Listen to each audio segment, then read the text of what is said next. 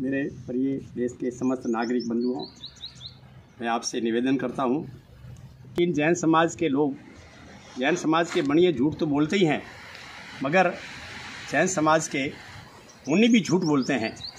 कल 28 तारीख को एक मुन्नी दिल्ली से सलाह कर पालोत्रा में आए, मेरे से मिलना आए, मेरे से बात करना आए और एक नाटकीय ढंग से सारा आरोप ठोक कर चला गया कि मुकनाराम भाग गया या भाई मैदान से हट गया, जबकि वो मैदान में आया ही नहीं। मैदान में आने वाले आदमी होते तो वो बात करने आए थे, वो रुकते, 2-4 दिन लगते, मगर इस तरीके से उनकी एक साजिश थी। मैं आपसे एक निवेदन करता हूं कि मैं अनूप दास जी महाराज का अनुयायी हूं। अनूप दास जी महाराज ने धरती माता को बसाने की बात लिखी है। आज वर्तमान में धरती माता दुखी है, इसके बारे में काफ़ी लोगों को जानकारी नहीं है। कुछ लोग ही जानते हैं, मगर इसके ऊपर पूरा रिसर्च नहीं हो रहा है। मैं आपको ये बात बताना चाहता हूँ कि जैसे हमारा शरीर बना है, ये सभी को मालूम है कि हमारा शरीर एक जल की बूंद से बना है। उस बूंद से हमारे शरीर में हड्डियाँ, चमड़ी, नाड़ियाँ, खून, मौज, सोचने समझने की शक्ति बनी है। उस बीज में जो ताकत थी, बीज में एक जीव आत्मा थी, आत्मा में परमात्मा थी। संत लोग उस परमात्मा की खोज करते हैं, उसको आत्मज्ञानी कहते हैं। वो सभी आत्माओं का अनुभव करते हैं। इस धरती पे जो भी आत्मा है वो परमात्मा से जुड़ी हुई है, मगर कुछ ऐसे लोग होते हैं जो अपने स्वार्थ के लिए पूरे संसार को दुख में डालकर वो अपना हित करते हैं। वो जैन समाज के लोग हैं। आज देश के अंदर गौ हत्या बंद क्यों नहीं हो रही है? इसके पीछे क्या कारण है? आज देश में अपराध क्यों बढ़ रहे हैं? आज देश की कार्यपालिका, न्यायपालिका, विधायिका और पत्रकारिता भ्रष्ट क्यों हो रही है? आज देश में नाना प्रकार के अपराध बढ़ रहे हैं, देश में तस्करी हो रही है, आतंकवाद बढ़ रहा है। इसके पीछे क्या कारण है? ये सारा का सारा सट्टा अब हम खोल के रखेंगे। ये जैन समाज के बनिए जो है, ये दुनिया को धोखा दे सकते हैं, मगर अनूप दास जी महाराज को और अनूप मंडल के भाविकों को धोखा नहीं दे सकते। हमने कोई स्वार्थ से काम नहीं किया। हम तो ये चाहते थे कि आमने सामने बैठकर ये अपनी गलती को स्वीकार कर दें कि हाँ, वास्तविकता में हम कुदरत के साथ खिलवाड़ कर रहे हैं। अब इनका सिट्टा साफ होगा, अब इनका पर्दाफाश होगा। हम एक एक बात दुनिया के सामने रखेंगे कि देश में गौ हत्या बंद क्यों नहीं हो रही है, देश में अपराध क्यों बढ़ रहे हैं, जातिवाद में झगड़े क्यों हो रहे हैं, दलित लोग हिंदू धर्म से अलग क्यों हो रहे हैं, दलितों के साथ अपराध जुल्म क्यों हो रहा है, ये आपस में ब्राह्मणों और क्षत्रियों को क्यों लड़ाया जा रहा है, आज हिंदू मुस्लिम सिख ईसाई क्यों लड़ रहे हैं, आज हर घर में भाई भाई बहन भाई माँ बेटा और पति पत्नी क्यों लड़ रहे हैं? इसके पीछे क्या कारण है? क्या सभी की बुद्धि भ्रष्ट हो गई? नहीं, इसके पीछे एक बहुत बड़ा षड्यंत्र है। ये धरती माता, जैसे हमारा शरीर बना है, ऐसे ही ये धरती माता बनी है। ये धरती माता हमारी ही तरह बनी है, हमारी तरह जीवित है, इसके अंदर जीव आत्मा है। इसी से ये सारा सृष्टा चल रहा है। इस धरती के अंदर जो जुल्म हो रहा है, इसके बारे में काफ़ी लोगों को जानकारी नहीं।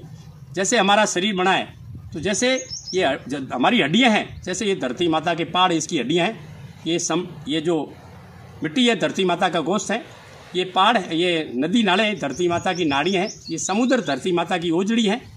और जैसे बदहजमी हो जाती है आदमी को और उसका हाजमा बिगड़ जाता है, तो उसके शरीर में क्या हालत होती है?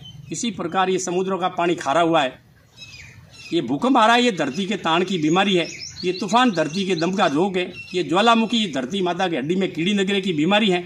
इस प्रकार ये धरती माता दुखी हो रही है। इतनी बड़ी खोज करने वाले एक संत आज इस संसार के अंदर इस प्रकार की खोज की, वो संत की बात को लेकर इन लोगों ने मजाक बना दिया, इनके ऊपर किस्सा उछाल रहे और घटिया किस्म की बेहूदी भाषा का उपयोग कर रहे जैन समाज के लोग और नाना प्रकार का वीडियो निकालकर वाहवाही लूटना चाहते हैं। अरे अगर तुम ईमानदार हो तो तुम्हें डरने की कहाँ जरूरत पड़ी, भागने की कहाँ जरूरत पड़ी थी? मैं बालोतरा में ही था, मेरे आश्रम में ही था, बैठकर बात कर लेते। इसलिए मैं भारत के समस्त नागरिक बंधुओं से निवेदन करता हूं कि आप सड़े कपटी लोगों से सावधान हो जाएं और आप आपस में प्रेम करें और इसका निर्णय इस पर रिसर्च करें कि वास्तविकता में जैन समाज के लोग देश में क्या कर रहे हैं और अनूप मंडल के लोग क्या कर रहे हैं। क्या अनूप मंडल के ऊपर इस प्रकार के अपराध, इस प्रकार के आरोप लगाए जा रहे हैं? ये सारे आरोपी लोग हैं। इन्होंने इस दुनिया को नष्ट करने का एक प्लान बनाया है। इनकी एक बहुत बड़ी योजना है कि इस दुनिया में गरीबी आएगी, लोगों के पास पैसा नहीं होगा और लोग दुखी होंगे जब हमारे गुलाम होंगे।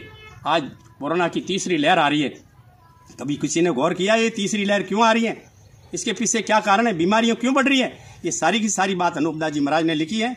इसके ऊपर हम खुले दिल से आमने सामने बैठकर आम जनता के बीच में बात करना चाहते थे, मगर ये लोग जो है इनको पता चला कि ये हमारा भंडाफोड़ हो जाएगा, ये चुपके से अपना एक नाटक करा के कुछ ऐसे लोगों को साथ में लाकर भाग गए।